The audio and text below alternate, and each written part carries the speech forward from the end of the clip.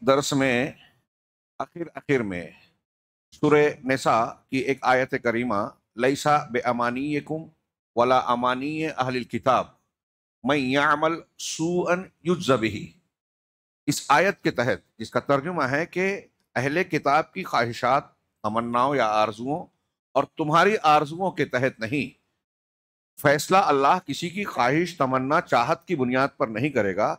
جو بھی اس کے یہاں قاعدہ، اصول، ضابطہ یہ ہے کہ جو بھی برا عمل کرے گا اس کو اس کی جزا دی جائے گی۔ شرک کرے گا تو شرک کی بنیاد پر توبہ نہیں کر کے اگر مر گیا جہنم میں جائے گا۔ اس ضمن میں بطور عبرت میں نے کچھ اشارے اور کچھ مثالیں بیان کرنے کی کوشش کی۔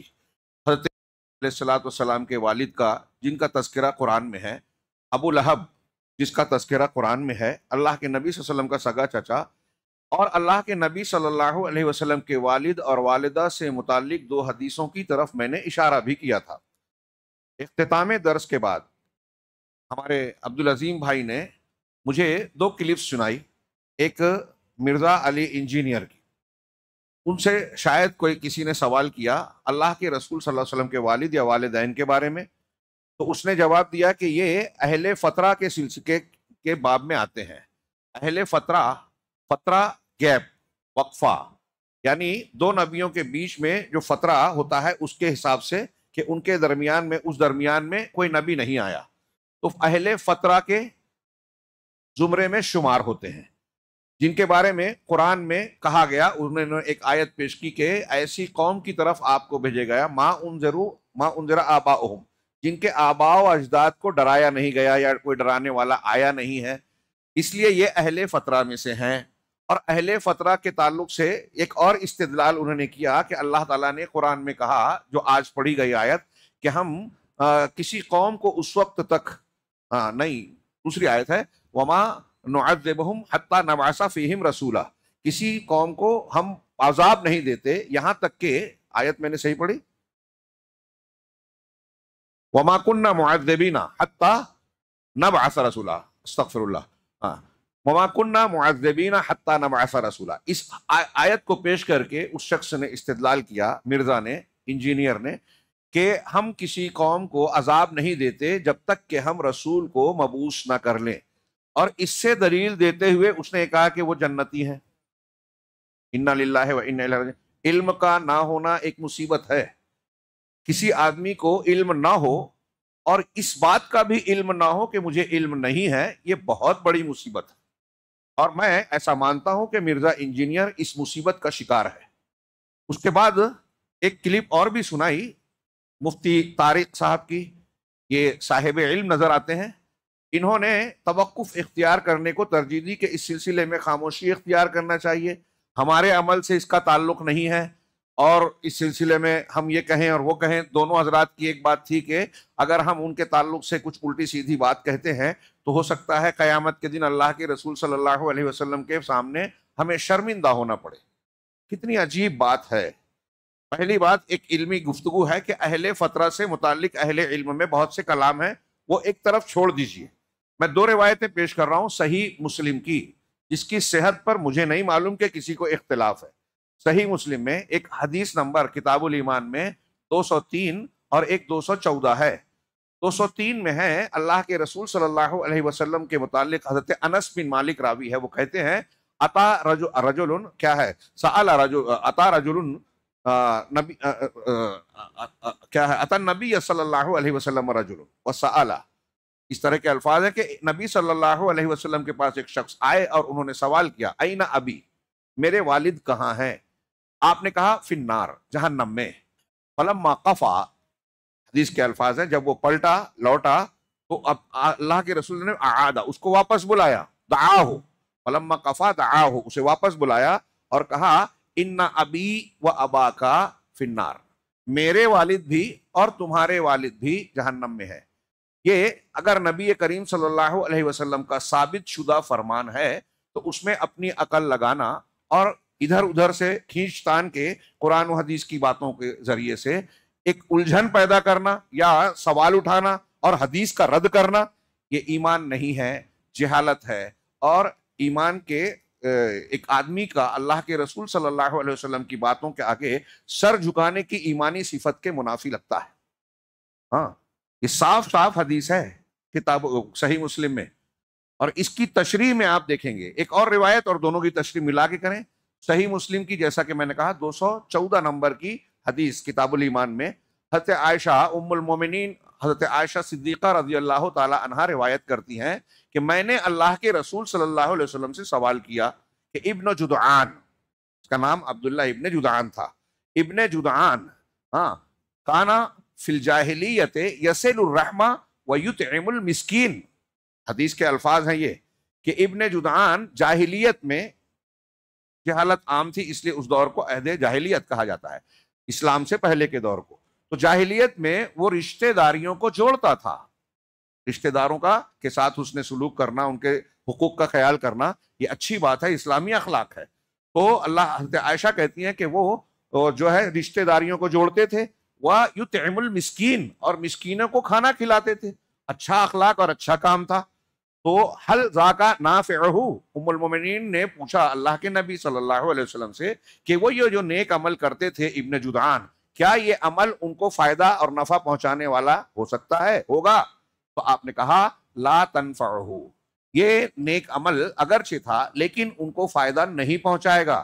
اس لیے وجہ اللہ کے رسول صلی اللہ علیہ وسلم نے فرمایا اس لیے کہ انہو لم یقل یومن رب اغفر لی خطیئتی یوم الدین، اس لیے کہ انہوں نے ایک دن بھی یہ نہیں کہا کہ پروردگار یوم الدین قیامت کے دن مجھے معاف کر دینا. یعنی قیامت پر ایمان نہیں رکھتا تھا، اللہ پر ایمان نہیں رکھتے تھے، اس لیے اس کے نیک اعمال قابل قبول نہیں ہوں گے. اب یہ بھی اہل فترہ سے تھے اور اللہ کے رسول اللہ کے والدین بھی ایک طریقے سے اہل فترہ سے تھے. سوال یہ ہے اہل فترہ کے بارے میں جو بحثیں کی جاتی ہیں وہ اس تناظر میں کی جاتی ہیں کہ اگر انہوں نے شرک نہیں کیا اور نبی کی نبوت یا شریعت کے دوسرے اصولوں کی مخالفت کی تو ان کے بارے میں بحث کی جا سکتی ہے. لیکن اگر وہ شرک اکبر اور کفر اکبر کا کھلا ارتکاب کرتے ہوں، شرک کو بت پرستی کی ہو، تو کیا ان کے بارے میں بھی سوال اٹھے گا؟ مرزا سے یا کسی سے ہم یہ پوچھیں کہ اگر آپ یہ کہتے ہیں کہ اہل فترہ اس لیے معذور ہیں کہ ان کے پاس نبی کی تعلیمات اور دلائل و حجت نہیں پہنچے، بظاہر آپ کہہ رہے ہیں ابھی وہ بات بھی صحیح نہیں ہے پوری، تو سوال پہلے یہ اٹھتا ہے کہ اگر توحید کسی نے نہیں سکھائی تو شرک کس نے سکھایا؟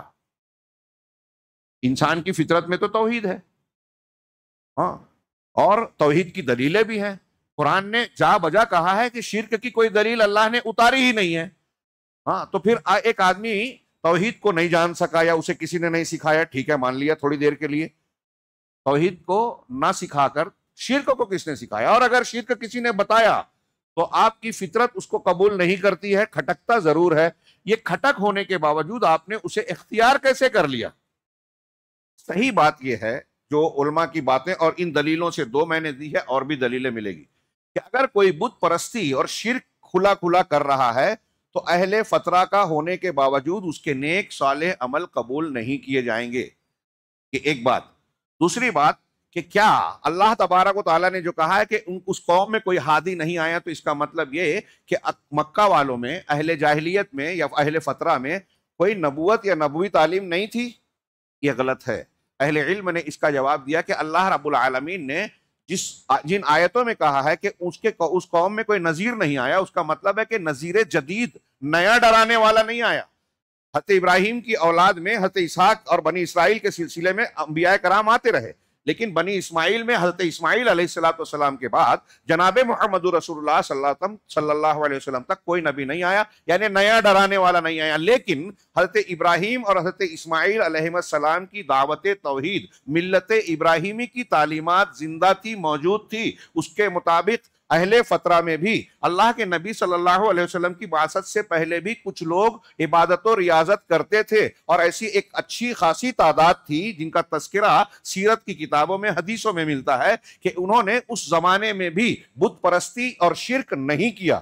اس میں سیدنا ابوبکر صدیق رضی اللہ تعالیٰ عنہ کا نام بھی ہے. اور پھر اس زمانے میں ان کے درمیان میں بھی یہودی اور نصرانی علماء تھے، توریت اور انجیل کی تعلیمات کا بقیہ موجود تھا. آپ اور ہم سب جانتے ہیں کہ جب پہلی وحی نازل ہوئی، اللہ کے رسول صلی اللہ علیہ وسلم گھبرائے ہوئے گھر آئے تو حضرت خدیجہ الکبریٰ رضی اللہ تعالیٰ عنہا سے کہا خشیت علی نفسی، مجھے اپنے آپ پر ڈر ہے. تو انہوں نے تسلی دی، کلا واللہ واللہ لا یخزیک اللہ ابدا، اللہ کی قسم اللہ آپ کو ہرگز رسوا نہیں کرے گا، آپ ایسے ایسے نیکیاں کرتے ہیں، رشتہ داریوں کو جوڑتے ہیں، مہمان نوازی کرتے ہیں، یہ کرتے ہیں، آپ کے اخلاق بتائے۔ اور اس کے بعد حضرت خدیجۃ الکبریٰ ورقہ بن نوفل کے پاس لے گئیں، یہ بھی حدیثوں میں ثابت ہے، سارے لوگ مانتے ہیں کہ وہ انجیل کو جانتے تھے، اور اللہ کے رسول صلی اللہ علیہ وسلم نے جب پورا اپنا واقعہ بتایا اور وحی کا ذکر کیا تو ورقہ بن نوفل نے کہا کہ وہی ناموس ہے، وہی فرشتہ ہے جو موسیٰ عیسیٰ کے پاس آتا تھا، کاش کہ میں اس وقت زندہ ہوتا، زندہ رہتا جب آپ کی قوم آپ کو نکالے گی۔ گویا انہوں نے کہا کہ آپ نبی ہیں اور آپ کی جب نبوت کا اعلان ہوگا تو قوم آپ کو نکلنے پر مجبور کرے گی۔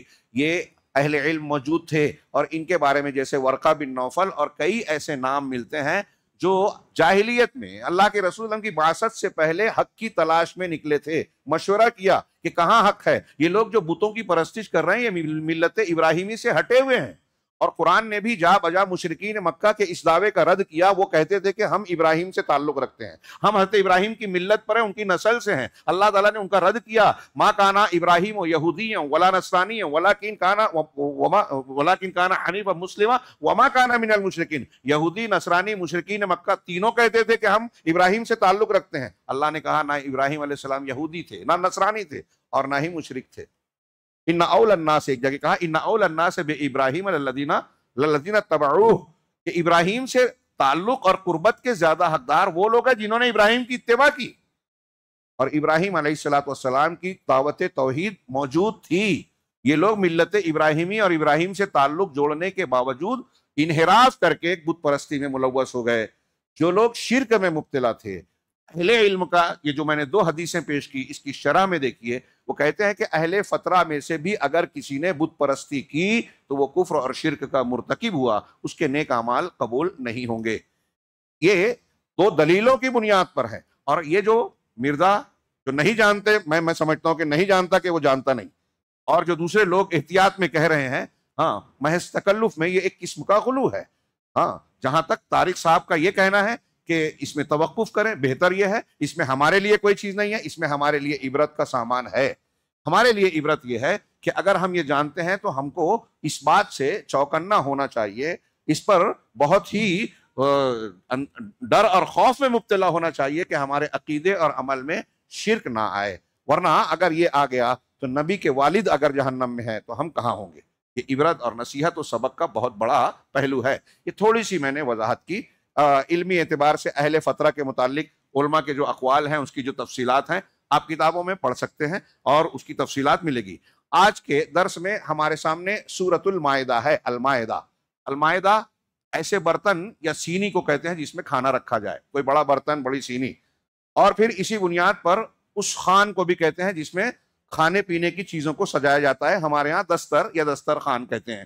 ہاں المائدہ، چونکہ اس سورہ مبارکہ میں ایک واقعے کا ذکر ہے کہ حضرت عیسیٰ علیہ السلام کے حواریوں نے، ان کے جو جیسے ہمارے اللہ کے رسول ان کے صحابہ ہیں، ان کے حواری تھے، ہاں ان کے حواریوں نے حضرت عیسیٰ علیہ السلام سے یہ مطالبہ کیا، سورت کے اخیر میں آیت نمبر 113-14 غالباً ہے، 13-14 113 114 115 یہ 3-4 آیتوں میں، کہ اللہ اے عیسیٰ کیا اللہ تعالیٰ یہ کر سکتا ہے کہ ہمارے لیے آسمان سے ایک دسترخوان نازل کر دے، ہم اس میں سے کھائیں اور ہمارے لیے عید بنے؟ تو حضرت عیسیٰ نے کہا کہ اللہ سے ڈرو۔ تو انہوں نے آگے وجہ بتائی، یہ ہم اس لیے مطالبہ کر رہے ہیں کہ ہمارے دل اس پر مطمئن ہو جائیں اور ہم یہ جان جائیں کہ آپ کی دعوت سچی ہے اور ہم گواہ دینے والوں میں شامل ہو جائیں۔ تو حضرت عیسیٰ علیہ السلام نے دعا کی، ہاں کہ اے اللہ ہم پر ایک مائدہ دسترخوان آسمان سے اتار دے۔ ہاں اللہ تبارک و تعالیٰ نے اس کے جواب میں کہا کہ انی منزلھا علیکم، میں تم پر اس دسترخوان کو نازل تو کروں گا، اتاروں گا، لیکن اس کے بعد اگر کسی نے نہیں مانا اور اس نشانی کی مخالفت کی تو پھر میں اس کو سخت عذاب دوں گا۔ اسی بنیاد پر کچھ علماء کا اختلاف ہے کہ یہ مائدہ یا دسترخوان نازل ہوا یا نہیں ہوا۔ اکثر علماء یہ کہتے ہیں کہ چونکہ اللہ نے کہا تھا کہ میں اسے اتارنے والا ہوں، اس لیے یہ مائدہ اترا، دسترخوان اترا۔ کچھ علماء کہتے ہیں کہ چونکہ اللہ نے شرط رکھی تھی کہ اگر نہ مانا تو عذاب دیا جائے گا، اس بنیاد پر انہوں نے مطالبہ مزید آگے نہیں بڑھایا اور نازل نہیں ہوئی۔ تو ہوا یا نہیں ہوا، لیکن یہ واقعہ پیش آیا اور اللہ تبارک و تعالیٰ نے اس دسترخوان سے متعلق اتارنے کے ساتھ ایک عہد و پیمان لیا، اور اس سورہ مبارکہ سورہ مائدہ کا مرکزی اور محوری عنوان ہے عہد و پیمان کو پورا کرنا۔ اس کی تعلیم دی گئی کہ عہد و پیمان کو توڑو مت، اس کی مخالفت نہ کرو۔ اور حضرت عیسیٰ علیہ السلام کے اس واقعے میں بھی عہد و پیمان کا تذکرہ ہے، ایک رمز اور اشارہ ہے۔ اس اعتبار سے اس واقعے کے تناظر میں اس سورہ مبارکہ کا نام المائدہ پڑا۔ اس سورہ کا دوسرا نام العقود بھی ہے، جو پہلی آیت ہے اس کی، یا ایھا الذین آمنوا اوفوا بالعقود، اے ایمان والو عقود کو پورا کرو۔ عقود عقد کی جمع ہے، عقد معنی بندھن ہوتا ہے، گانٹھ کا معنی بھی ہوتا ہے جس کو مضبوطی سے کوئی چیز باندھی جائے۔ من شر النفاثات فی العقد سورہ فلق میں ہے کہ گرہ میں، گانٹھوں میں پھونک مارنے والیوں کے شر سے میں تیری پناہ میں آتا ہوں پروردگار رب الفلق۔ یہ جو دعا مانگی گئی۔ عقد کا معنی ہم عقد کا لفظ اردو میں بھی استعمال کرتے ہیں، عقد نکاح، یعنی نکاح کا بندھن، ایگریمنٹ۔ ہاں، یہ گویا ایگریمنٹ جو ہوتا ہے، معاہدہ ہوتا ہے، اس کو عقد کہتے ہیں۔ اور اسی سے لفظ عقیدہ بنا ہے، وہ فکر اور وہ چیز جس کا ہمارا دل مضبوطی کے ساتھ یقین کرے، جمع ہوا ہو، اس کو ہم عقیدہ کہتے ہیں۔ تو اللہ تبارک و تعالیٰ نے فرمایا یا ایھا الذین آمنوا اوفوا بالعقود، اے ایمان والو عقود کو، عقدو یعنی عہد و پیمان کو، ایگریمنٹس کو پورا کرو۔ اب یہ ایک جملہ ایک کتاب ہے اللہ رب العالمین کا، اور پوری سورہ مائدہ کا بنیادی مضمون اس کے گرد گھومتا ہے کہ ہمیں ہر قسم کا عہد و پیمان اور ایگریمنٹ پورا کرنا ہے۔ ہمارا ایک ایگریمنٹ اللہ سے ہے۔ جب ہم نے لا الہ الا اللہ کی گواہی دی، کلمہ پڑھا، توحید کو مانا، تو اللہ سے ایک ایگریمنٹ کر لیا کہ اب تیرے سوا کسی کی عبادت نہیں کریں گے، تیرے سوا کسی کا قانون شریعت نہیں مانیں گے، جو کچھ ہے تیرے ہی آگے ہم جھکتے ہیں، تجھی سے مانگتے ہیں، تجھی پر توکل کرتے ہیں، عبادت کے سارے کام صرف تیرے لیے خاص کرتے ہیں۔ یہ عہد و پیمان، اب جو شرک کرتا ہے وہ اس عہد و پیمان کو، اللہ کے اس عہد و پیمان کو توڑ رہا ہے۔ اللہ کے رسول صلی اللہ علیہ وسلم کا کلمہ ہم نے پڑھا، واشهد ان محمدًا عبدہ ورسولہ، محمد رسول اللہ۔ ہر اذان میں، ہر نماز میں اس کا اعادہ کیا جاتا ہے کہ محمد کو میں رسول مانتا ہوں۔ صبح شام کے اذکار میں اس کو تازہ کرتے ہیں۔ جب اللہ کے رسول کو رسول مانا تو اس کا مطلب یہ کہ اللہ کا نمائندہ ہم مان رہے ہیں، جو کچھ وہ کہہ رہے ہیں، جو کچھ تعلیمات دی، جو کیا، کہا، بتایا، حکم دیا، وہ اللہ کی طرف سے ہے۔ جن چیزوں سے منع کیا وہ اللہ کی طرف سے ہے۔ اس کا مطلب یہ کہ اگر ان کو نہیں مانا تو اللہ کو نہیں مانا۔ تو اب اللہ کے رسول کو رسول ماننے کا جب عہد و پیمان کیا، اب کوئی شخص اگر رسول کی حدیثیں آ جانے کے بعد نہیں مانتا، میرا دل نہیں مانتا، میری خواہشات اس کے خلاف ہے، میری عقل قبول نہیں کرتی، میرے امام صاحب کا قول اللہ کے رسول صلی اللہ علیہ وسلم کی اس حدیث کے خلاف ہے، اس لیے نہیں مانوں گا، پیر صاحب جو بتا رہے ہیں وہ حدیث کے خلاف ہے، اس لیے پیر صاحب کی بات مانوں گا، اللہ کے رسول کی بات نہیں مانوں گا۔ جو اس قسم کی باتوں کو اختیار کرتا ہے، سنتوں کی بجائے بدعات کا ارتکاب کرتا ہے، وہ اللہ کے رسول صلی اللہ علیہ وسلم سے کیے ہوئے عہد و پیمان کو توڑ رہا ہے۔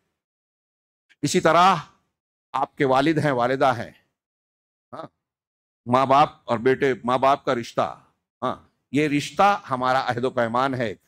وہ ہمیں پال پوس رہے ہیں، پرورش و پرداخت کر رہے ہیں، اپنی محبتوں، قربانی، اپنے جذبات کو نچھاور کرتے ہیں۔ کیا کچھ کرتے ہیں والدین اپنے بچوں کے لیے؟ تو اللہ نے بتایا کہ ان کا حق کیا بنتا ہے، ان کے ساتھ اس نے سلوک کرو، جھڑکو نہیں، اف تک نہیں کہہ سکتے۔ آپ کے والد آپ کے ساتھ زیادتی کر رہے ہیں تب بھی، ہمارے ہاں لوگ کہتے ہیں نا کہ ارے میرے ابا بہت، ہم ان سے کہتے ہیں بھائی ابا سے آپ بدتمیزی مت کرو، بد اخلاقی مت کرو۔ کہا ٹھیک ہے، قرآن میں ہے کہ اف نہ کہو، ہم جانتے ہیں، مانتے ہیں، لیکن میرے ابا ذرا الگ ہیں، آپ کو نہیں پتا مولانا صاحب میرے ابا کیسے ہیں۔ تو میں ایسے لوگوں کے بارے میں اکثر کہتا ہوں کہ اس کا مطلب یہ کہ آپ کے ابا کیسے ہیں اس کے بارے میں اللہ کو نہیں معلوم تھا، اللہ کو نہیں پتا تھا۔ اللہ نے سب کے ابا کے بارے میں کہا، سب کی امی کے بارے میں کہا کہ اف نہ کہو۔ وہ آپ کے ساتھ کیسا بھی سلوک کریں، اللہ کا یہ حکم قائم ہے۔ یہ آپ کی خود فریبی ہے کہ کچھ خاص اسپیشل آیت آپ کے لیے آنا چاہیے تھی، میرے ابا الگ ہیں عام حکم سے، نہیں، سارے والدین کے لیے اف نہ کہنا۔ اور یہی امتحان ہے، یہی تو آپ کا امتحان ہے۔ ماں باپ بوڑھے ہو جاتے ہیں، چڑچڑے ہو جاتے ہیں، تو کچھ اس طرح کی باتیں کرتے ہیں جس سے جو بچوں کو برا لگے، اس برا لگنے کے باوجود آپ کو حسن سلوک کرنا ہے، بد اخلاقی نہیں کرنی ہے۔ تو ماں باپ ہوں، بھائی بہن ہوں، رشتہ داری ہے، یہ بھی عہد و پیمان ہے۔ میاں بیوی جب ایک دوسرے کے لیے ایجاب و قبول کر رہے ہیں، شوہر بیوی کو، بیوی شوہر کو قبول کر رہے ہیں، ایجاب کر رہے ہیں، اور دونوں خاندان کے لوگ راضی ہیں، ولی کی اجازت ہے، تو اب یہ ایگریمنٹ ہو گیا۔ اور اس رشتے کے ہونے کے بعد شوہر کے اوپر بیوی کے، بیوی کے اوپر شوہر کے متعینہ حقوق طے ہو گئے۔ دونوں رشتہ داری کے جو کے بندھن میں بندھ گئے. اب اس خاندان اور اس خاندان دونوں کا ایک خاص تعلق اور رشتہ بن گیا, دونوں کے حقوق طے ہو گئے. یہ عقد ہے ایک. اب ایک شوہر شادی تو کر رہا ہے لیکن بیوی کے حقوق, نان نفقہ, اس کے دیگر حقوق کا خیال نہیں کرتا, تو وہ اس عقد کی مخالفت کر رہا ہے. بیوی شوہر کی فرما برداری نہیں کرتی, بے وفائی کرتی ہے, نافرمانی کرتی ہے, زبان درازی کرتی ہے, تو وہ بھی اس عقد کو پورا نہیں کر رہی ہے. یہ بھی ایک عقد ہے. تو اس طریقے سے آپ غور کیجئے. پھر بازار میں ہم کوئی لین دین کرتے ہیں, کسی سے قرض لے رہے ہیں, لکھا پڑھی کر رہے ہیں, ہاں جیسا کہ قرآن کا حکم ہے, نہیں بھی کر رہے ہیں تو جو طے کر رہے ہیں وہ عقد ہو گیا, ہاں لکھا پڑھی کرنا چاہیے. اسی طریقے سے کوئی تجارت ہے, لین دین ہے, قرض کا, وصیت کا معاملہ, وراثت کا معاملہ, سارے امور میں آپ دیکھیں گے کہ جو دو لوگوں کے درمیان طے پا رہا ہے وہ عقد ہے, عہد و پیمان ہے. اللہ تبارک و تعالیٰ کہہ رہا ہے یا ایھا الذین آمنوا, ایمان والوں کو ایسا ہونا چاہیے کہ اوفوا بالعقود, عقود کو پورا کریں. یہ سورہ مائدہ میں گویا مرکزی مضمون ہے, اور اس سورہ کا ایک نام اخیار بھی ہے, اس لیے کہ اس میں عہد و پیمان کو پورا کرنے پر ابھارا گیا ہے. اور یہ عہد و پیمان کا پورا کرنا اخیار, پسندیدہ, نیک لوگوں کی, نیک مومنین کی صفت ہوتی ہے. اور عہد شکنی کرنا, وعدہ کر کے توڑ دینا, عہد و پیمان کر کے مخالفت کرنا, یہ منافقین کی صفت بتائی گئی ہے کہ اربع من کن کان منافقا خالصا. 4 خصلتیں ایسی ہیں کہ جس شخص میں ہوگی وہ پکا خالص منافق ہوگا. بخاری مسلم کی مشہور حدیث ہے, اس میں ایک صفت بتائی, اذا عاہد غدر و اذا وعد اخلف. دو الگ الگ کہ عہد و پیمان کرے تو غداری کرے, غدر کرے, وعدہ کرے تو وعدہ خلاف. یہ منافق کی علامت ہے, مومن کی نہیں. تو اخیار کی صفت ہے, اس لیے اس سورہ مبارکہ کو اخیار بھی کہتے ہیں. انہوں نے 3 ہے آگے ذکر کیا کہ چونکہ اس سورہ مبارکہ میں ایمان والوں کو خطاب کر کر کے کئی مقامات پر زندگی کے مختلف معاملات میں, کھانے پینے میں, شکار میں اور دیگر معاملات میں حلال و حرام کو تفصیل سے بیان کیا گیا ہے. اس لیے کچھ علماء اسے حلال و حرام والی صورت بھی کہتے ہیں. اور یہ ان 7 طوال 7 لمبی صورتوں میں سے ہے جس کے سیکھنے پر اللہ کے رسول نے کہا کہ آدمی عالم بن جاتا ہے. اس سورہ مبارکہ کی آغاز عقود کو پورا کرنے کے حکم سے ہوتا ہے, جیسا کہ آیت پڑھی یا ایھا الذین آمنوا اوفوا بالعقود, اور پھر فوراً احلت لکم بہیمۃ الانعام الا ما یتلی علیکم, کہ تمہارے لیے اے ایمان والو عقود کو, عہد و پیمان کو, بندھنوں کو, ایگریمنٹس کو پورا کرو, ہاں, اور تمہارے لیے وہ چوپائے حلال کیے گئے ہیں, چوپائے حلال کیے گئے ہیں سوائے ان کے جن کو تم پر تلاوت کیا گیا ہے. اس سے ایک اصول نکلا کہ شریعت میں جن چیزوں کو حرام کہا گیا کھانے پینے اور معاملات میں, وہ حرام ہے, اور اس کے علاوہ جو بھی ہے, دیکھیے آیت کہہ رہے ہیں کہ سارے جانور حلال ہیں. جو حرام ہے اس کی فہرست بنا دی گئی ہے.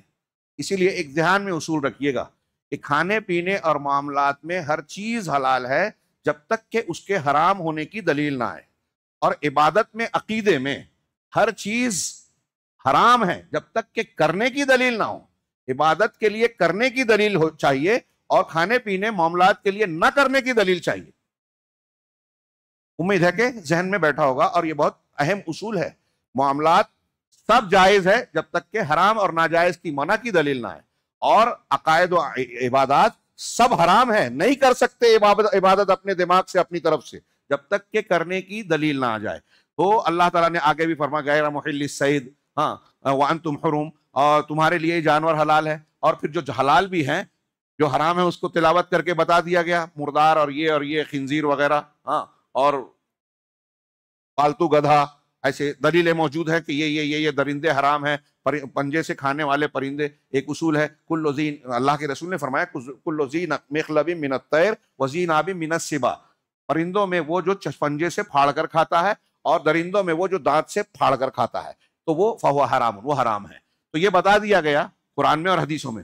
اور اسی طریقے سے ایک یہ بھی ہے کہ جو جائز بھی ہے, تو احرام کی حالت میں شکار کو حلال نہ سمجھتے ہوئے, حالت احرام میں کوئی بندہ شکار نہیں کر سکتا. اس کا مطلب عام حالات میں شکار کر سکتا ہے, کسی اور نے شکار کیا اور احرام والی حالت والے کو کھانا کھلا دے رہا ہے, اس میں سے یہ جائز ہے. اس کی اپنی تفصیل ہے. ان اللہ یحکم ما یرید. اور آیت کا سورہ مبارکہ کا خاتمہ آخر میں حضرت عیسیٰ علیہ السلام اور ان کی قوم کے عہد و پیمان کے ذریعے سے ہوا. حضرت عیسیٰ علیہ السلام نے اللہ تعالیٰ کو خطاب کر کے کہا حضرت اللہ کے سوال پر کہ ما قلت لهم الا ما امرتنی به. اللہ تعالیٰ نے سورہ مائدہ میں ذکر کیا کہ کیا تم نے کہا تھا کہ میری اور میری ماں کی پوجا عبادت کرنا, تو حضرت عیسیٰ علیہ السلام نے کہا کہ اللہ میں اسے پناہ چاہتا ہوں، میں نے اپنے قوم سے وہی کہا تھا جس کا تو نے مجھے حکم دیا تھا.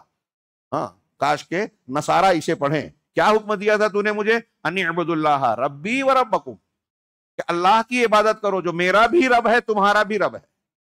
اللہ کا بیٹا ہونا یہ بالکل صحیح نہیں ہے، بدعقیدگی ہے. میں نے تو ان سے یہ کہا تھا کہ میں اللہ کا، میرا بھی رب اللہ ہے تمہارا بھی رب اللہ ہے، یعنی میں بھی اللہ کا بندہ تم بھی اللہ کے بندے ہو. ہاں، وَكُنْتُ عَلَيْهِمْ شَهِيدًا مَا دُمْتُ فِيهِمْ، اور میں ان کے درمیان موجود تھا، میں ان پر گواہ تھا جب تک کہ ان کے درمیان موجود تھا. فَلَمَّا تَوَفَّيْتَنِي، پھر جب تو نے مجھے اٹھا لیا. توفیتنی کا ترجمہ قادیانی لوگ کرتے ہیں وفات دے دی، حضرت عیسیٰ مر گئے، اب وہ کرسی خالی کر کے مرزا غلام احمد قادیانی کے لیے ہو گئی. تو کہا توفیتنی یعنی اٹھا لیا، اور توفیتنی وفات کے معنی میں آخر وقت میں جب دوبارہ نزول کر کے اٹھا لیا، یہ معنی بھی ہو سکتا ہے. جب تو نے مجھے اٹھا دیا، کنت انت الرقیب علیہم، تو ہی ان پر نگراں تھا. وانت علی کل شیء شہید، اور تو ہر چیز پر گواہ ہے، مطلع ہے، کوئی چیز تجھ سے چھپی ہوئی نہیں ہے. تو گویا اس میں اس بات کی طرف اشارہ ہے کہ مومنین صادقین کا یہ وتیرہ ہوتا ہے کہ وہ عہد و پیمان کو پورا کریں. اس سورہ مبارکہ کے کچھ موضوعات، سب سے پہلے نمبر 1 پر کہ کھانا پینا، شکار اور ذبائح، اس کے تعلق سے بہت واضح احکامات اس میں دیے گئے ہیں. جو آیت ابھی میں نے سنائی آپ کو اس میں کہ چوپائے حلال ہیں، اور پھر اس کے بعد اس میں استثناء کیا گیا، احرام کی حالت میں شکار ممنوع ہے. ایک تو یہ آ گیا شکار بھی اور چوپایوں کا حلال ہونا بھی، جس کو تلاوت کیا گیا ہے وہ حرام ہے. اس کے علاوہ ایک آیت ملاحظہ فرمائیں، آیت نمبر 1 میں بھی ہے، 3، 4، 87، 88، 96 میں بھی ہے. میں 1-2 مثال کے لیے 1-2 آیت پڑھ رہا ہوں کہ الیوم احل لکم الطیبات، اللہ نے فرمایا کہ آج کے دن تمہارے لیے پاکیزہ چیزوں کو حلال کیا گیا ہے. وہ طعام، پاکیزہ چیزیں، یعنی ایک اصول دے دیا کہ جو غذا، کھانا پینا، گوشت، پرندہ جانور پاکیزہ ہے وہ حلال ہے. طیبات کے مقابلے میں خبائث ہے. اب ایک الگ بحث ہے، فقہی طور سے اس میں لمبی بحث ہو سکتی ہے کہ کس کو خبیث کہیں گے. خبیث یعنی گندی، تو کون سی چیز گندی ہے، کون سا جانور گندا ہے جو نہیں کھا سکتے یا خبیث ہونے کی وجہ سے وہ حرام ہے. تو کچھ لوگوں نے کہا کہ جس کو انسان ناپسند کرے. اب یہاں دقت آ جائے گی کہ عرب والے برا جن کو ناپسند کرتے ہیں، ہندوستان والے، اچھا بہت ساری ایسی چیزیں ہیں جن کے حلال ہونے کی واضح دلیلیں ہیں، لیکن جو حلال ہیں ان میں سے بھی، حلال چیزوں میں سے بھی کچھ چیزیں کچھ لوگوں کو اچھی نہیں لگتی. بعض لوگ مچھلی کی بو پسند نہیں کرتے تو مچھلی کھاتے نہیں ہیں، تو کیا ان کے ناپسند ہونے سے وہ خبیث ہو جائے گی؟ نہیں.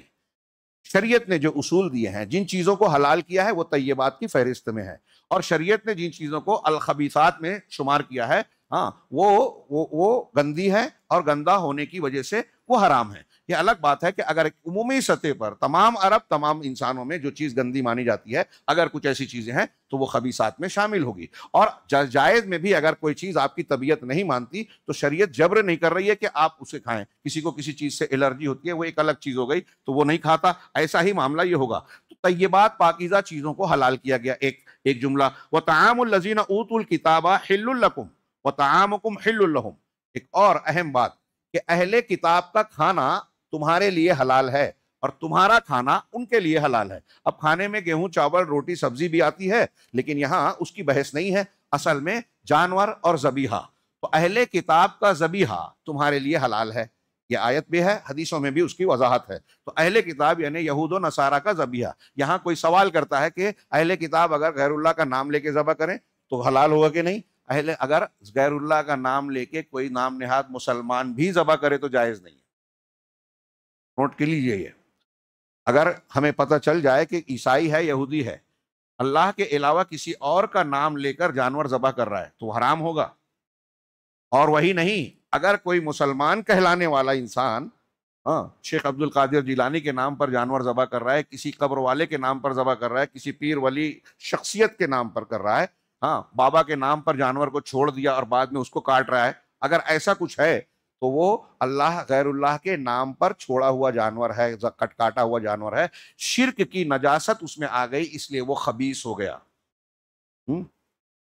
چڑھاوا چڑھانا، جسے غیر اللہ کے نام پر چڑھایا جائے. ہمارے ہاں کچھ لوگ بولتے ہیں کہ بھائی چھری حلال ہے، بسم اللہ اللہ اکبر بول کے ہم نے ذبح کیا، تو اس میں کہاں کیا نجاست آئی؟ اس میں نجاست آپ کے عقیدے کی آئی، نیت کی آئی کہ آپ نے غیر اللہ کے نام. اس سورہ مبارکہ میں آگے کہا گیا جس پر غیر اللہ کا نام پکارا گیا ہو. اور اسی طرح اس سورہ مبارکہ میں کہا گیا ہے کہ وہ جانور جو جو نصب پر، ما ذبح علی النصب، آستانوں پر، تھانوں پر، کسی قبر یا کسی جگہ پر ذبح کیا، تو آستانے پر ذبح کیا جائے یا کہیں اپنے گھر میں آپ کر رہے ہیں یا کسی مذبح خانے میں کر رہے ہیں، وہاں پہ غیر اللہ کا نام لیا آپ نے یا آپ کی نیت ہے، چاہے آپ کاٹنے کے وقت بسم اللہ اللہ اکبر کہہ رہے ہیں، حرام ہوگا۔ وہ آیت حافظ صاحب، حرمت علیکم المیتۃ والدم ولحم الخنزیر وما اہل لغیر والمنخنقۃ والموقوذۃ والمتردیہ والنطیحۃ وما اکل السبع الا ما ذکیتم۔ پڑھیے اس کو سورہ مائدہ میں کہ تم پر مردار حرام ہے، خون جو بہنے والا وہ حرام ہے، خنزیر کا گوشت حرام ہے، اسی طریقے سے وہ جانور جس پر غیر اللہ کا نام لیا جائے، اور جو اسی آیت میں ہے وما ذبح علی النصب، اور جو تھانوں پر ذبح کیا جائے، والمنخنقۃ والموقوذۃ والمتردیہ والنطیحہ، وہ جانور جو اوپر سے گر کر مرا ہو، جو سڑ کر مرا ہو، جس کو چوٹ سے مارا گیا ہو، ضرب لگا کے، اگر شکار کر رہے ہیں اور شکار کو تیر نے، بھالے نے، گولی نے بسم اللہ کہہ کے چھید دیا ہے، تو ما انحر الدم کیا ہے، جو ما انحرا کہ جو بدن کو چھید دے اور خون نکل جائے تو وہ حلال ہوگا، چاہے ذبح کا موقع نہ ملے، اگر آپ نے بسم اللہ کر کے نشانہ لگایا ہے۔ یہ شکار کے احکامات میں ہے۔ تو اللہ کے رسول صلی اللہ علیہ وسلم یہاں اللہ تعالیٰ فرما رہا ہے کہ جو کسی جانور نے مارا ہو یا سینگ والنطیحہ، جس کو کسی جانور نے سینگ سے مار دیا اور مر گیا، تو اوپر سے گر گیا ہو، یا پانی میں ڈوب کر یا کسی وجہ سے سڑ گیا ہو، موقوذہ، دم گھٹ کے جو مر جائے، یا چوٹ سے، ضرب سے، لاٹھی سے آپ نے مارا اور جانور مر گیا، اس کا جسم پھٹا نہیں، خون نکلا نہیں، تو حرام ہے، کھانے میں جائز نہیں ہے۔ اسی طریقے سے جو تھانوں پر، آستانوں پر، اور اس کے کیا کہتے ہیں، نتیحہ، جسے کسی جانور نے مارا ہو، وما اکل السبع، اور جسے درندے نے کھا لیا ہو، کسی دوسرے جانور نے جس کو کھا لیا، تو اب وہ جانور آپ کے لیے، ہمارے لیے جائز نہیں ہے۔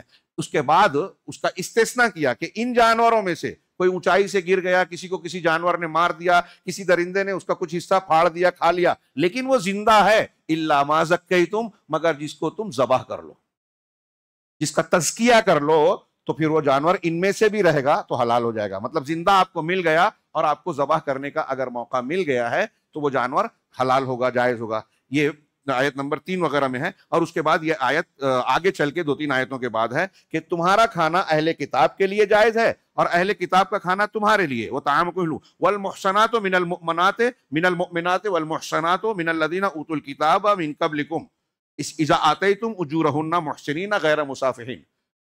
کھانے پینے کے ساتھ ساتھ شادی بیاہ میں وہ پاک دامن عورتیں جو مومن ہیں، مومن پاک دامن عورتوں سے تمہارا نکاح کرنا تمہارے لیے جائز ہے، حلال ہے۔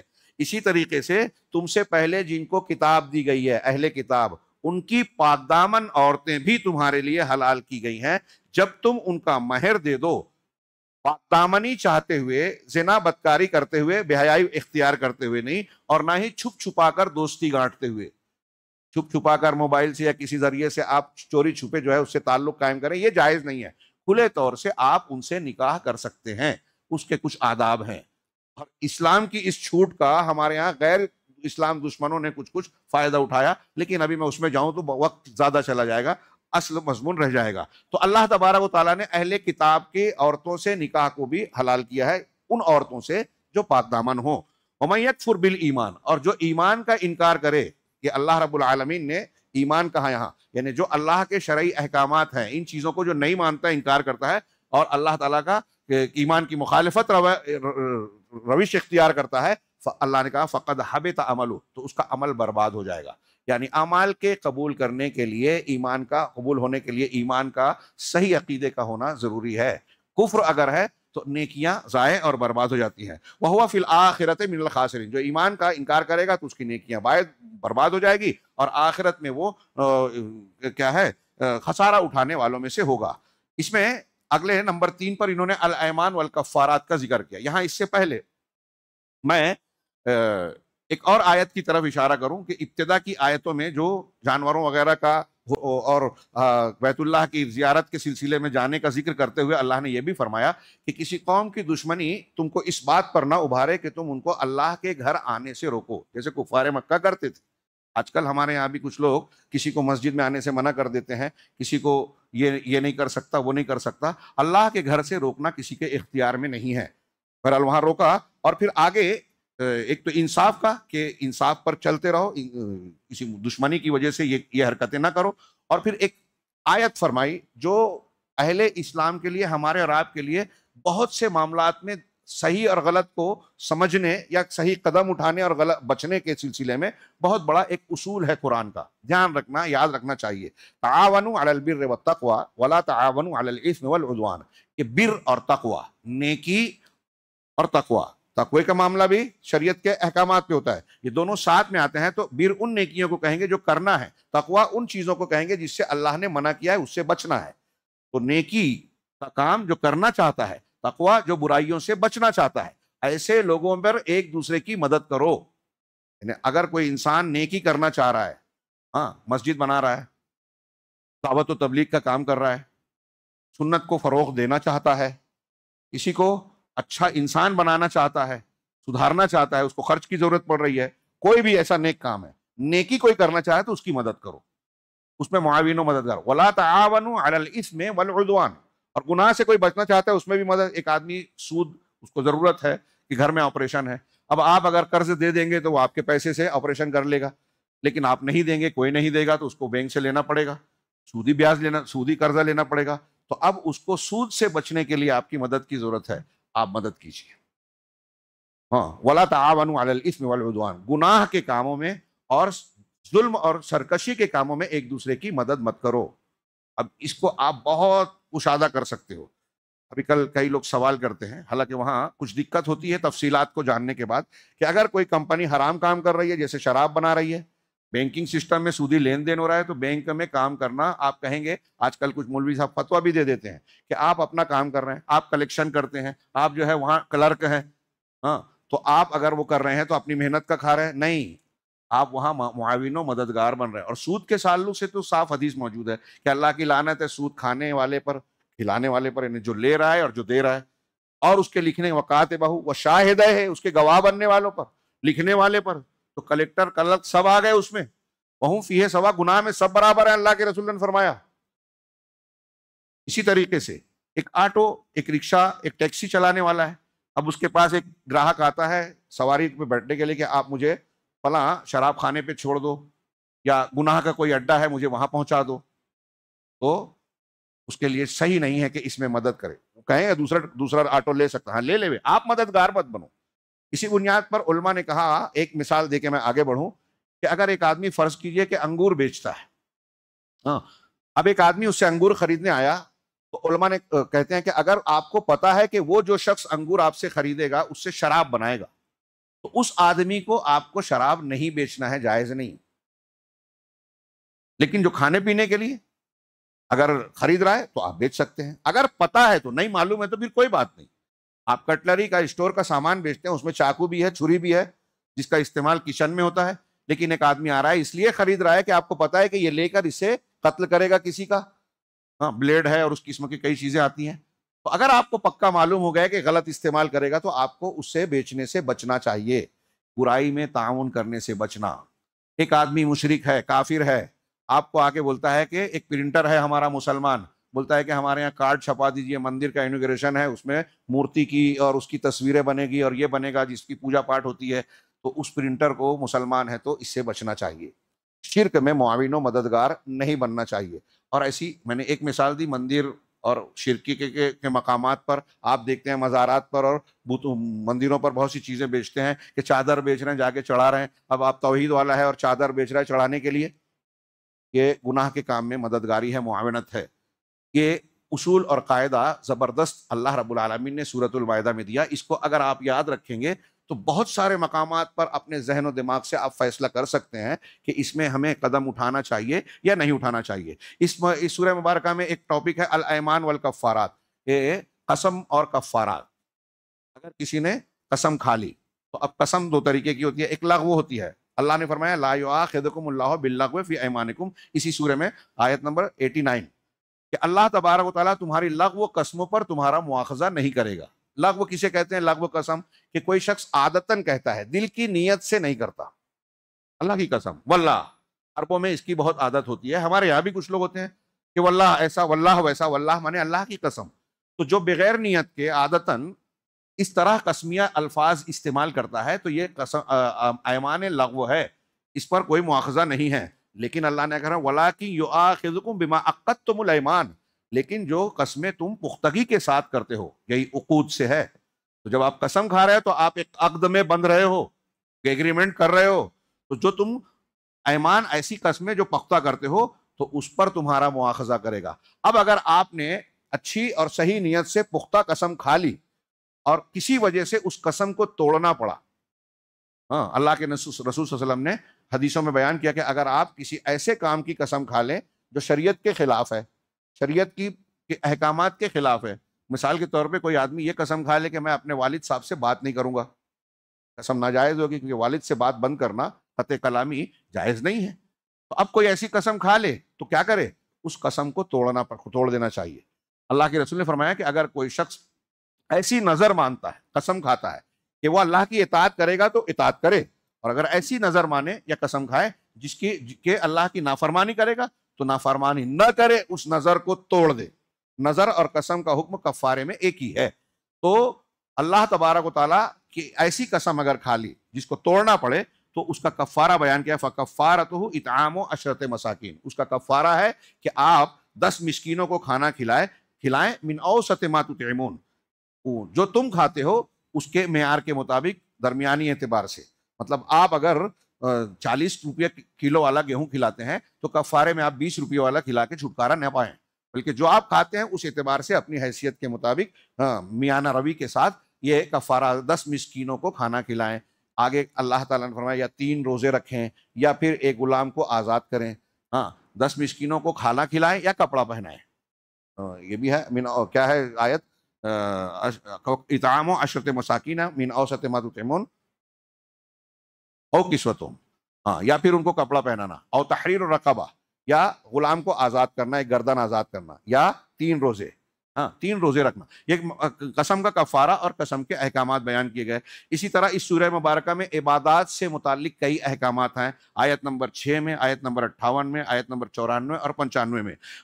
اللہ تبارک و تعالیٰ نے اس سورہ مبارکہ میں اشارہ کروں وضو کے احکام بتائے. یا ایھا الذین آمنوا اذا قمتم الی الصلاۃ فاغسلوا وجوہکم فاغسلوا وجوہکم وایدیکم الی المرافق وامسحوا برؤوسکم وارجلکم الی الکعبین. کہ اے ایمان والو، جب نماز کے لیے اٹھو، نیت کرو اور اٹھو تو تم اپنے چہروں کو دھل لو اور اپنے ہاتھوں کو کوہنیوں تک، اور اس کے بعد کہا کہ اپنے سروں کا مسح کر لو اور پیروں کو دھل لو. ترتیب سے بیان کیا ان چیزوں کو، تو ترتیب بھی ضروری ہے. اب اس میں کلی اور ناک میں پانی ڈالنے کا ذکر نہیں ہے تو کچھ لوگ کہتے ہیں کہ وہ سنت ہے، قرآن میں جن چیزوں کا ذکر ہے وہ فرض ہے. لیکن دوسرے علماء نے کہا کہ نہیں، نبی کریم صلی اللہ علیہ وسلم نے وضو میں کبھی بھی کلی کو اور ناک میں پانی ڈال کر ناک جھاڑنے کو چھوڑا نہیں، اس لیے یہ لازم ہے. اور دوسرا قرآن سے بھی استدلال کیا کہ اللہ نے جب یہ کہا کہ اپنے چہروں کو دھو تو ہمارا منہ کے جیسے منہ باہر سے دھو رہے ہیں تو یہ منہ کے اندر کا حصہ بھی چہرے میں داخل ہے، ناک بھی چہرے میں داخل ہے. تو ناک کو اگر آپ باہر سے دھو رہے ہیں تو یہ ناک کا دھونا پورا نہیں ہوگا اس وقت تک جب کہ آپ پانی اندر ڈال کے جھاڑتے نہیں ہیں. اس لیے چہرے کو دھونے میں کلی کرنا اور ناک میں پانی داخل کر کے جس کو استنشاق اور استنثار کہتے ہیں، یہ دونوں بھی شامل ہے. تو یہ اس طریقے سے وضو کا حکم اس قرآن کی آیت میں موجود ہے. اللہ تبارک و تعالیٰ نے اسی طریقے سے آیت نمبر 58 میں اذان کے تعلق سے کہا وَإِذَا نَادَيْتُمْ إِلَى الصَّلَاةِ اتَّخَذُوهَا هُزُوًا وَلَعِبًا.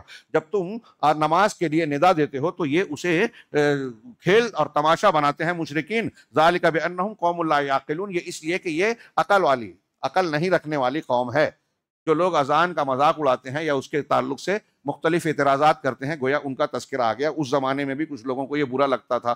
تو اذان میں جب پکاری جاتی ہے، دیکھیے اذان کا ذکر آیت کریمہ میں ہے، اذان کیسے دی جاتی ہے اس کی تفصیل قرآن میں موجود نہیں ہے. منکرین حدیث کو غور کرنا چاہیے کہ قرآن کے حدیث کے بغیر قرآن کی تفصیلات ہم نہیں جان سکتے. اسی طریقے سے آیت نمبر 94 میں اللہ تعالیٰ نے فرمایا کہ یا ایھا الذین آمنوا لیبلونکم اللہ بشیء من الصید. اللہ تم کو ایمان والو کچھ شکار کے ذریعے سے آزمائے گا. اور پھر شکار کے احکامات بیان کیے، اور یہ کہا کہ جو احرام کی حالت میں ہے اس کے لیے حالت احرام میں شکار منع ہے، لیکن احرام کی حالت میں بھی حاجیوں اور عمرہ کرنے والوں کے لیے بھی سمندر کا شکار حلال کیا گیا ہے۔ احل لکم صید البحر، سمندری شکار۔ یہ دیکھیے شریعت نے فطرت کا کتنا لحاظ کیا ہے، اس لیے کہ جب آدمی خشکی پر سفر کرتا ہے تو کھانے پینے کی چیزیں ساری آرام سے مل سکتی ہیں، لیکن سمندری سفر میں اگر سفر طویل ہو جائے تو پینے کا میٹھا پانی بچانا مشکل ہوتا ہے، اور اسی طریقے سے کھانے کا اسٹاک بھی کم پڑ سکتا ہے۔ اس لیے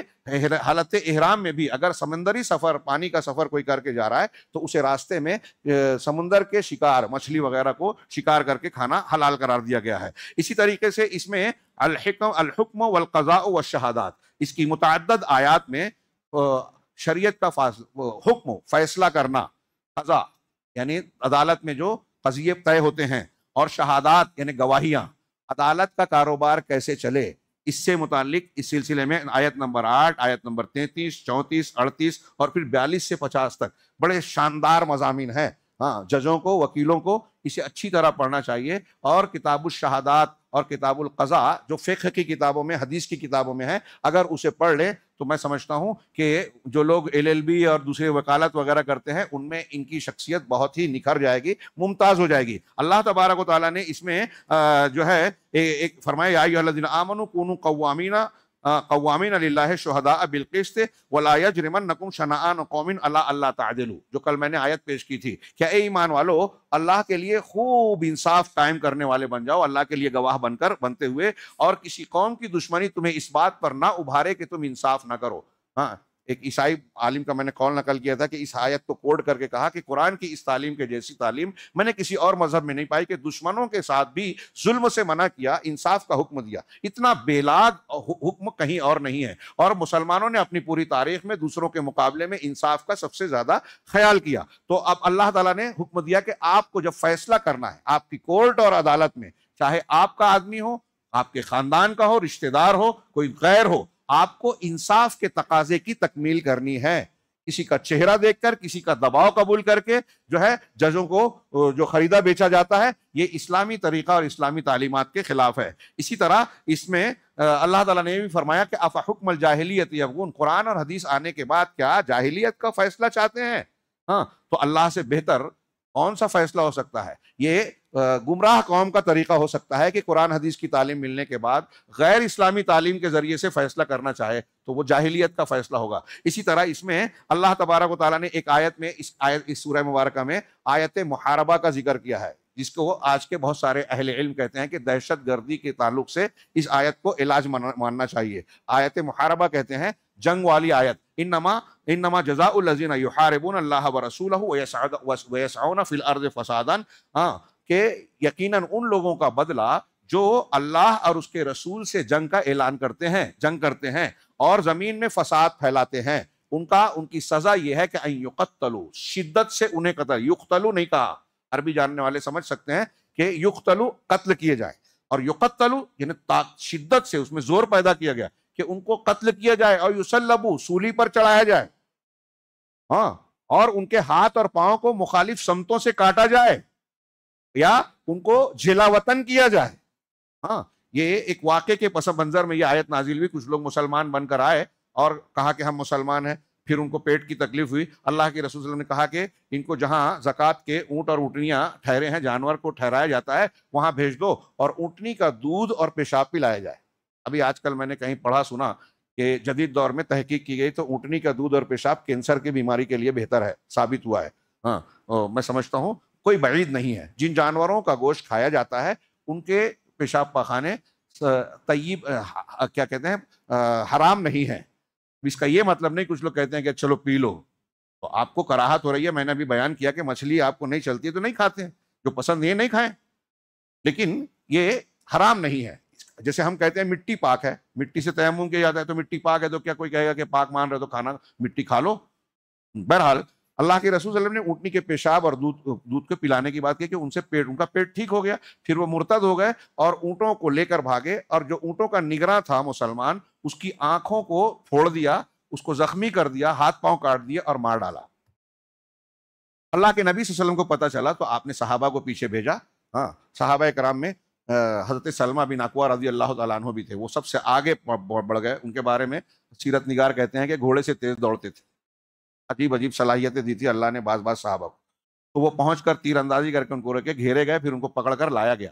ان کے تناظر میں یہ آیت نازل ہوئی، اللہ کے رسول صلی اللہ علیہ وسلم نے جو انہوں نے کیا تھا اس کے بدلے میں ان کے ساتھ کیا گیا. ہاتھ پیر کاٹے گئے، ان کی آنکھوں میں سلائی چلائی گئی، اور پھر ان کو پتھر پہ چھوڑ کے مارا گیا، کیونکہ انہوں نے زکوٰۃ کا اونٹ اور اونٹنیاں لے جانے کے ساتھ ساتھ اس نگراں کے ساتھ ایسا ہی سلوک کیا تھا.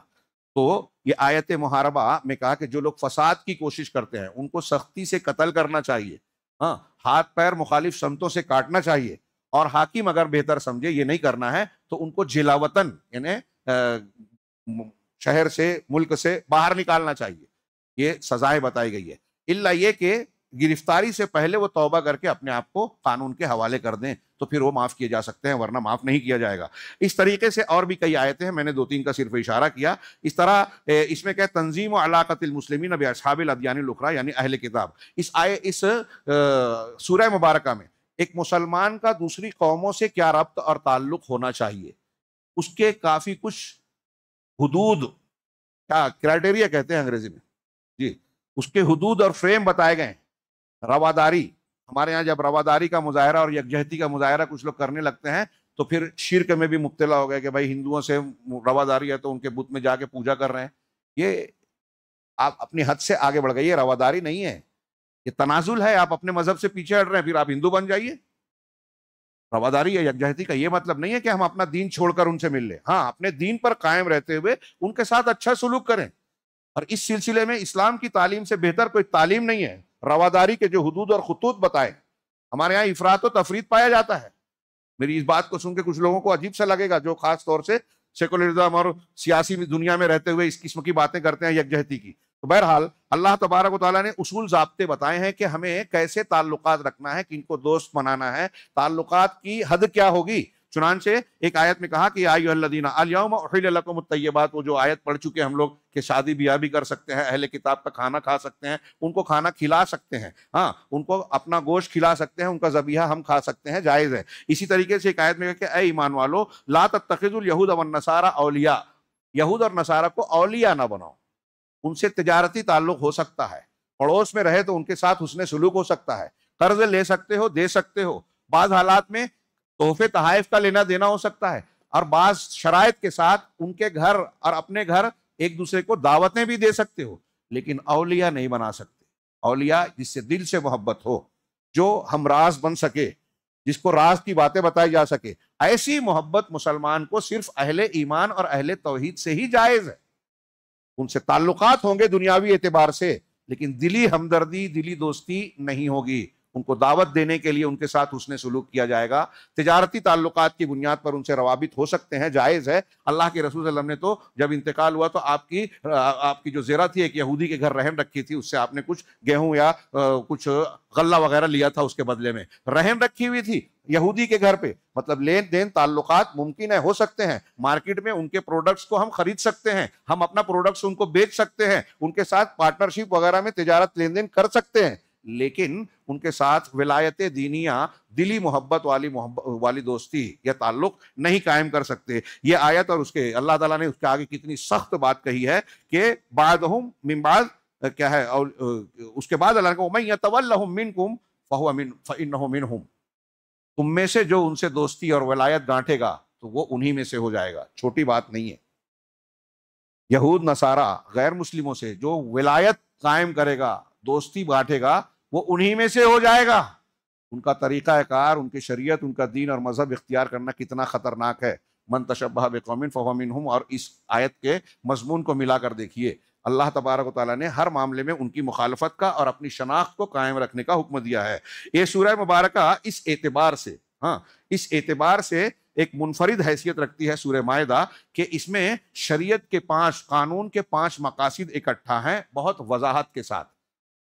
آپ جانتے ہیں کہ دنیا میں جتنے بھی قانون بنتے ہیں اور حکومتیں جو قوانین نافذ کرتی ہیں، اس کا بیس بتایا جاتا ہے کہ رعایا اور وہاں کے رہنے والوں کی 5 چیزوں کی حفاظت کی جائے: جان، مال، عزت و آبرو، اور ان کا مذہب، اور ان کی صحت، عقل و صحت.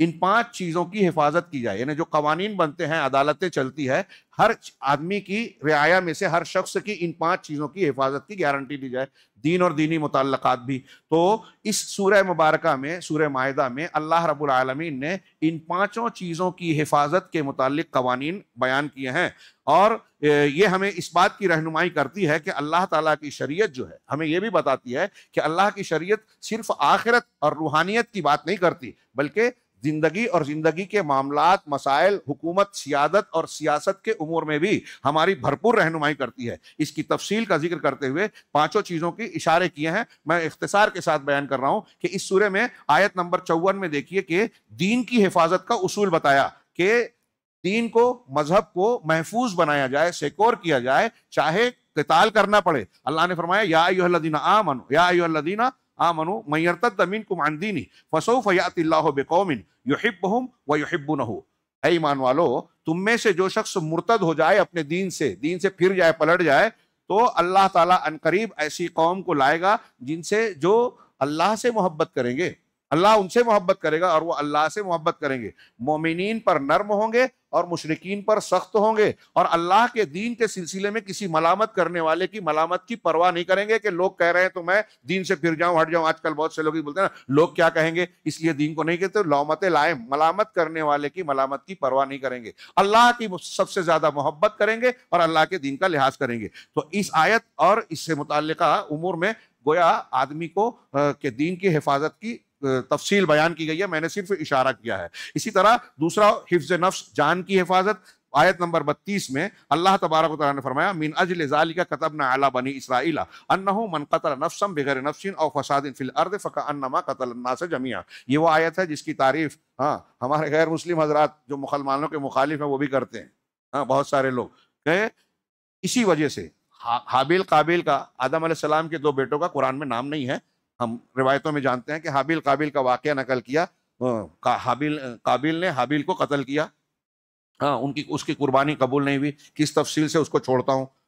تو اس کے بعد جو ہے اللہ تعالیٰ نے اس کے واقعے کے بعد آگے کوے کا ذکر آ رہا ہے، دفن کیسے کیا جائے یہ رہنمائی کی، اور پھر وہ قتل کا مجرم بنا۔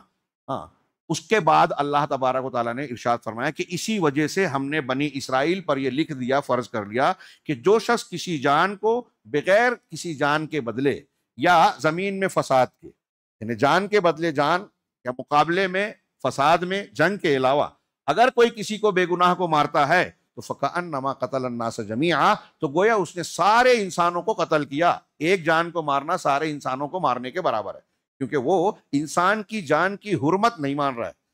جان کی یا انسان کی قدر و قیمت کیا ہونا چاہیے یہ قرآن نے بتایا۔ اقوام متحدہ کے کاغذ پہ لکھے ہوئے قوانین ڈھکوسلا نظر آتے ہیں جب ایک شخص، ایک حکومت اپنے مقاصد کو حاصل کرنے کے لیے پوری کی پوری بستی کو قبرستان اور کھنڈر میں تبدیل کرتی ہے، وہ غزہ میں یا کہیں اور۔ امریکہ، یورپ، امریکہ کو اتنا مہذب، اور یہ کہا جاتا ہے ان کے ماتھے پر، ان کے دامن پر دو جنگ عظیموں کے دھاگ دھبے ہیں جو کبھی نہیں مٹ سکتے، لیکن اس کے باوجود یہ امن اور چین اور امن کے ٹھیکیدار ہونے کا ڈھنڈورا پیٹتے ہیں۔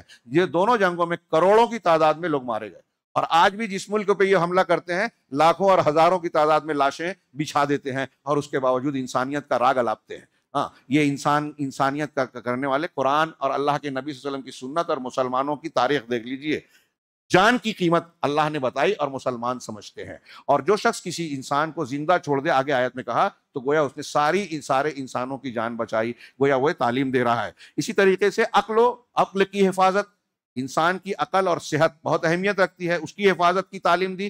آیت نمبر 90 میں اللہ تبارک و تعالیٰ کہا کہ یہی یا ایھا الذین آمنوا انما الخمر والمیسر والانصاب والازلام رجس من عمل الشیطان فاجتنبوہ، کہ اے ایمان والو، یقیناً شراب، جوا، انصاب، نسب نے کیا کہیں گے، استھان، جن جگہوں پر شرک کیا جاتا ہے، جہاں بت گڑے ہوئے ہوتے ہیں، نسب کہتے ہیں جہاں کوئی چیز گاڑی جائے پوجا پاٹ کے لیے، تو اسی کا ترجمہ تھان یا استھان کرتے ہیں، آستانے، جہاں بت ہوں، تھانوں کی جگہ پہ آستانوں، والازلام، اور شگون کے تیر، وہ عرب کے لوگ کہیں کوئی کام کرنا ہوتا تھا تو شگون نکالتے تھے، تیر پہ لا اور نام لکھا رہتا تھا اور کہیں قف، تو اگر تیر نکالا، لا نکلا تو مطلب کام نہیں کرنا ہے، نہیں، اور اگر ہاں نکلا تو کام کرنا ہے، بیچ والا نکلا تو پھر سے کرنا ہے۔ اسی طرح کچھ پرندے اڑا کے شگون لیتے تھے. تو ازلام پانسا جو شگون کے لیے ہوتا تھا، پانسے کا تیر. تو اللہ نے کہا کہ یہ ساری چیزیں، شراب، جوا، تھان اور یہ شگون کے تیر پانسے، رجسن یہ گندگی ہیں، من عمل شیطان شیطانی عمل میں سے ہیں، فاجتنبوہ تم اس سے بچو، ہاں اس سے بچو، لعلکم تفلحون تاکہ تم فلاح پا جاؤ. شیطان یہ چاہتا ہے، آگے آیت میں کہا کہ تم کو شراب اور جوئے کے ذریعے سے تمہارے درمیان بغض اور عداوت پیدا کرے. شراب اور جوا بذات خود گناہ ہے، لیکن اللہ کہہ رہا ہے کہ اس میں لذت ہے. بغض اور عداوت اور لڑائی میں لذت نہیں ہے، اس لیے کوئی انسان خود سے لڑائی جھگڑا پسند نہیں کرتا، لیکن شیطان لذت والے گناہ میں ڈال کے اس گناہ تک پہنچاتا ہے جس میں لذت نہیں ہے.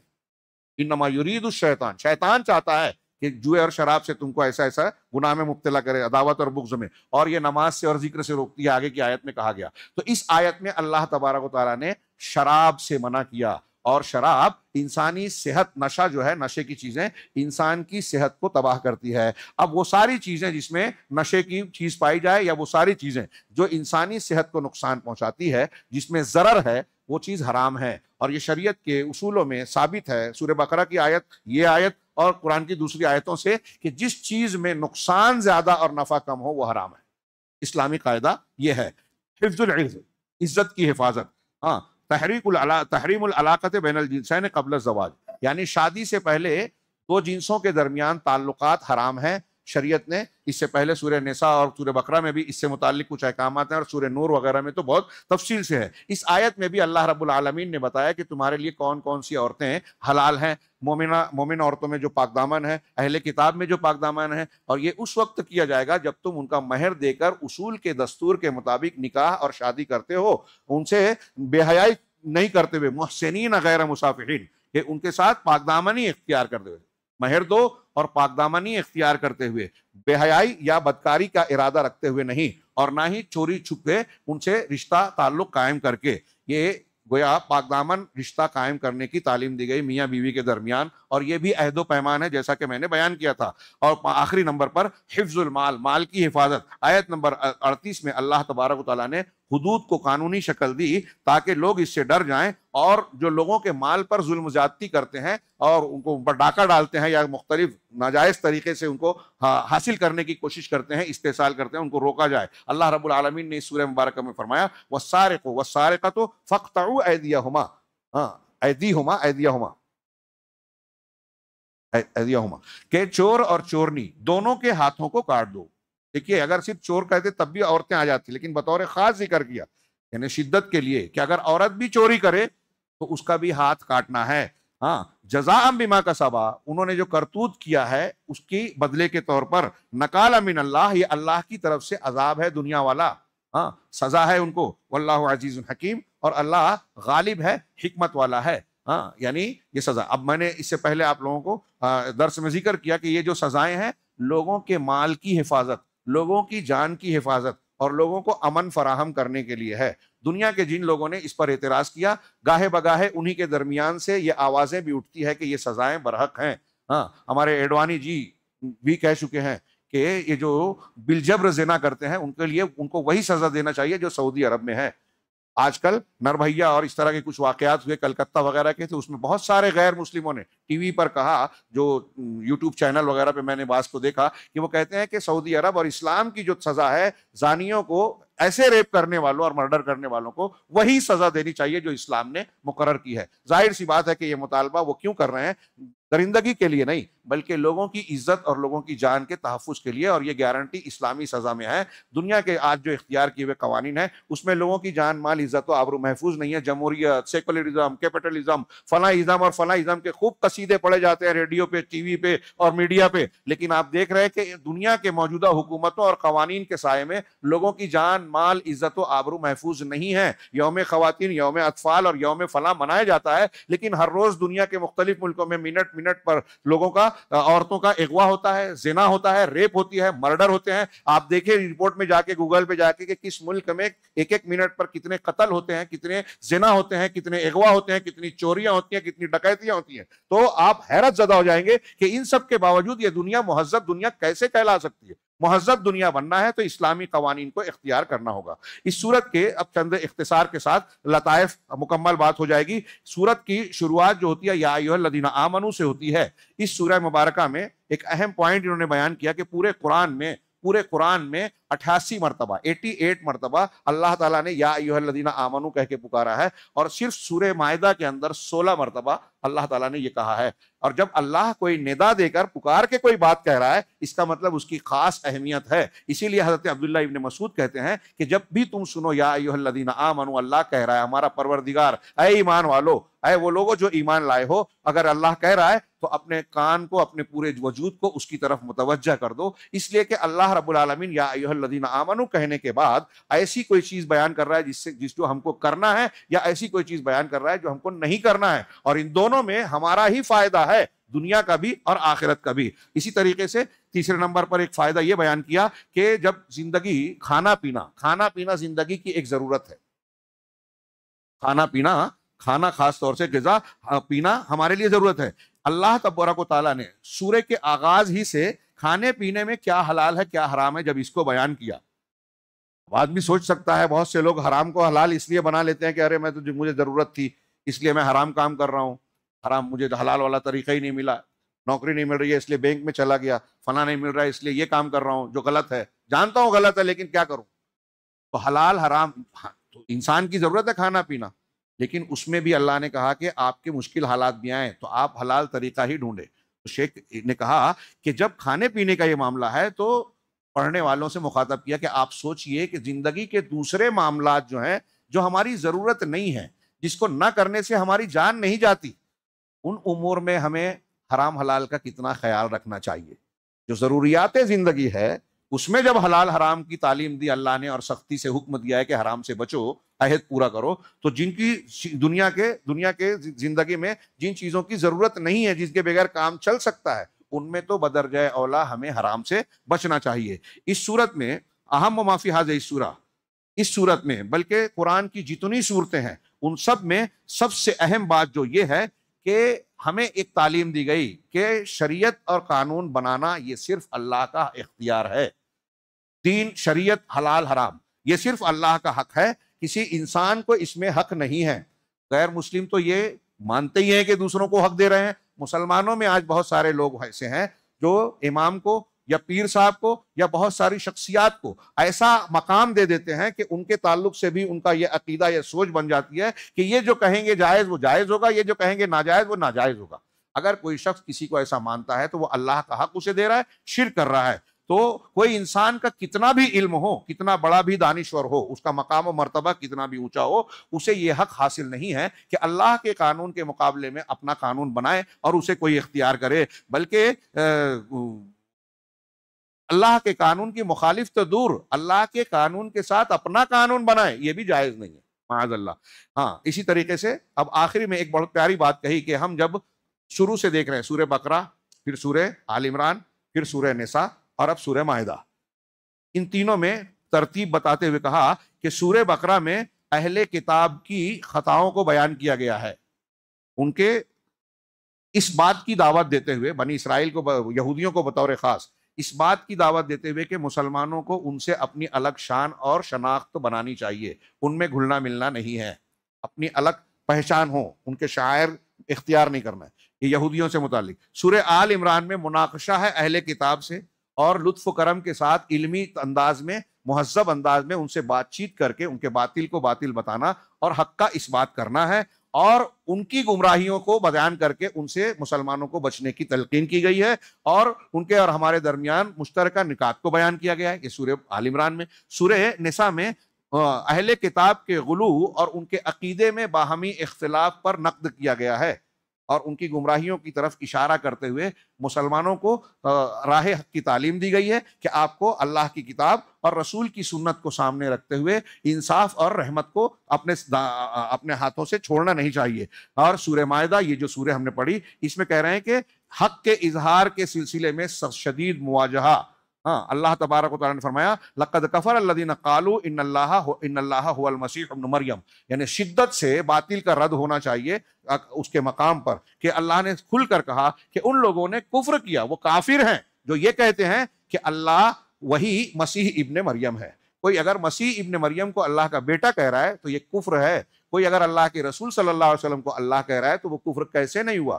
ہاں، کوئی اگر اللہ کے رسول صلی اللہ علیہ وسلم کو اللہ کے برابر کر رہا ہے، اولیاء اور صالحین کو کر رہا ہے، تو وہ شرک اور کفر کیسے نہیں ہوا؟ اسے کھل کے رد کرنا ضروری ہے لوگوں کی ہدایت کے لیے، حجت پوری کرنے کے لیے۔ ابن عقیل کہتے ہیں، آگے ایک آیت ہے اس قرآن سورہ مائدہ میں کہ فَبِمَا نَقْضِهِمْ مِيثَاقَهُمْ لَعَنَّاهُمْ وَجَعَلْنَا قُلُوبَهُمْ قَاسِيَةً، کہ یہ جو اہل کتاب ہیں ان کے عہد و پیمان کے توڑنے کی وجہ سے ہم نے ان پر لعنت کی۔ اہل کتاب نے عہد و پیمان توڑا، عقد کو توڑا، اوفوا بالعقود، دھیان دیجئے شروع میں، عقد کو توڑا، عہد و پیمان توڑا تو ہم نے ان پر لعنت کی اور ان کے دلوں کو سخت بنا دیا۔ وَجَعَلْنَا قُلُوبَهُمْ قَاسِيَةً، میں نے شاید خطبے میں درس میں کہیں ذکر کیا تھا کہ دل کی بیماریوں میں سب سے بڑی بیماری ہے قساوت قلبی، کہ ہمارا دل اتنا سخت ہو جائے، علامہ ابن قیم کہتے ہیں کہ سب سے بڑی بیماری ہے دل اتنا سخت ہو جائے کہ واعظ نصیحت جنت جہنم کی باتیں سنیں اور ہم پر اثر نہ ہو، ایک کان سے سن کے اڑا دے میں دوسرے کان۔ تو اس میں جو آیت کا سیاق ہے، علامہ ابن رجب کے حوالے سے ابن عقیل کہتے ہیں کہ جو شخص اپنے دل میں سختی محسوس کرتا ہے، بے رحمی ہے، سختی ہے، آپ تقریر سنتے ہیں، جنت جہنم سنتے ہیں، اثر نہیں ہوتا ہے، تو سمجھ لیجئے کہ ہمارے دل میں بھی سختی ہے۔ آپ کو اور ہم کو اگر ایسا محسوس ہوتا ہے تو آپ کو غور کرنا چاہیے، ہمیں غور کرنا چاہیے کہ ہم کون سا عہد توڑ رہے ہیں، کیونکہ قرآن کی اس آیت سے پتہ چلتا ہے کہ عہد شکنی کی وجہ سے دل سخت ہوتا ہے اور اللہ کی لعنت آتی ہے، اللہ تعالیٰ دل کو کڑا بنا دیتا ہے، نصیحتیں اثر نہیں کرتی۔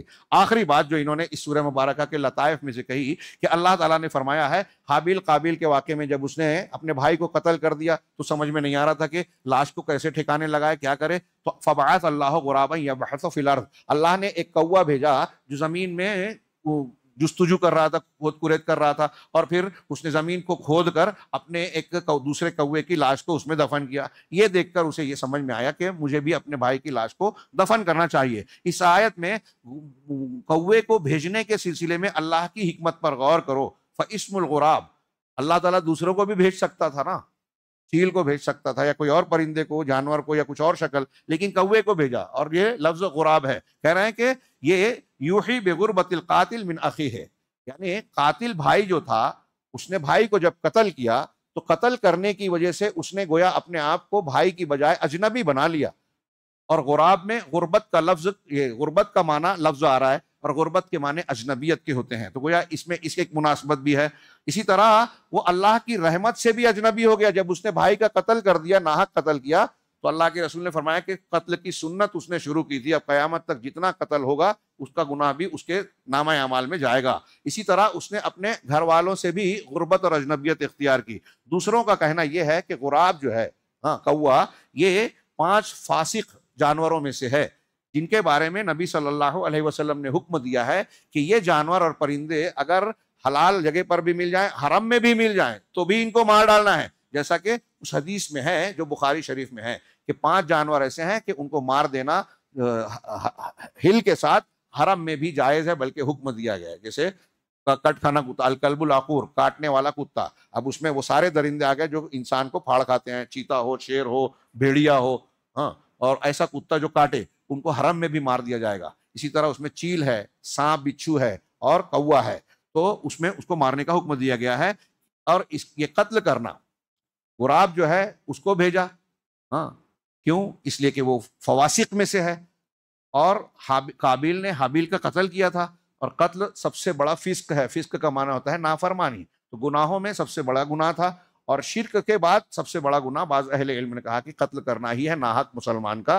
اور حضرت نوح علیہ السلام سے پہلے حضرت آدم اور نوح کے بیچ میں قتل چوری ہی گناہ تھے، شرک نہیں پایا جاتا تھا، تو یہ سب سے بڑا فسق تھا، اسی لیے اس کا یہ فعل اس بات سے مناسبت رکھتا تھا کہ اس کے لیے کوا بھیجا جائے۔ یہاں ایک اور بھی اشارہ ملتا ہے کہ اللہ تبارک و تعالیٰ نے کچھ چیزیں تو انسان کے دل میں ڈالی سیکھنے سکھانے کے لیے، اور سیکھنے کے لیے، ہماری ضروریات کو پورا کرنے کے لیے اللہ نے جانوروں اور کائنات میں بہت سارے ایسے اسباب فراہم کیے جسے دیکھ کر انسان اپنی ضروریات کو پورا کرنے کا راستہ پاتا ہے۔ دوا علاج میں، ترقیات میں، کسی کو دیکھ، کسی جانور کو ڈیم بنانے کو دیکھ کر ڈیم بناتا ہے، کسی جانور کے کام کو دیکھ کر جو ہے وہ جو علاج معالجے میں سانپ کا زہر کیسے اثر کرتا ہے؟ تو لوگوں نے کہا کہ حکما نے دیکھا کہ نیولا جب سانپ سے لڑتا ہے اور کبھی سانپ اس کو ڈس لے تو وہ ایک خاص پودے کو کی پتی جا کے کھاتا ہے، ہاں گوما وغیرہ کہتے ہیں یو پی والے، تو اس کو تجربہ کیا گیا تو پتا چلا کہ گوما کی پتی یا پتی کا رس اگر پلا دیا جائے تو سانپ کے زہر کا اثر ختم ہو جاتا ہے۔ ہاں کسی نے دیکھا کہ ایک پرندہ، ایک حکیم نے دیکھا کہ پرندہ آیا دریا کے کنارے ٹوٹی کشتی پر بیٹھا، اپنی چونچ سے پانی لے کے اپنے مقد میں ڈالا اور کچھ ہی دیر میں اس کو پاخانہ ہوا، تو اس نے تجربہ کیا اور پتا چلا کہ اس طرح کرنے سے اگر کسی انسان کا پاخانہ رکا ہوا ہے تو وہ اینیما لینے سے، غالباً اینیما کہتے ہیں، لینے سے جو ہے پاخانہ باہر ہو جاتا ہے۔ صابن کا پانی آج کل میڈیکل پہ ملتا ہے۔ اس طرح بہت ساری چیزیں اللہ رب العالمین نے چونٹی سے، شہد کی مکھی سے، جانوروں سے اور بہت ساری چیزوں سے آج کے انسانوں کو سکھائی ہے۔ یہ بھی اللہ تعالیٰ کی ربوبیت کا ایک حصہ ہے۔ اللہ رب العالمین سے دعا ہے کہ وہ ہمیں اپنی نعمتوں کا شکر ادا کرنے کی، ان کی قدر کرنے کی توفیق عطا فرمائے، اور سب سے بڑھ کر جو توحید اور قرآن کی نعمت اللہ نے دی ہے اس کی قدردانی اور اپنی طاقت کے مطابق اس کا حق ادا کرنے کی ہمیں توفیق دے اور اس کے ذریعے سے کامیابیوں سے نوازے۔ وآخر دعوانا ان الحمد للہ رب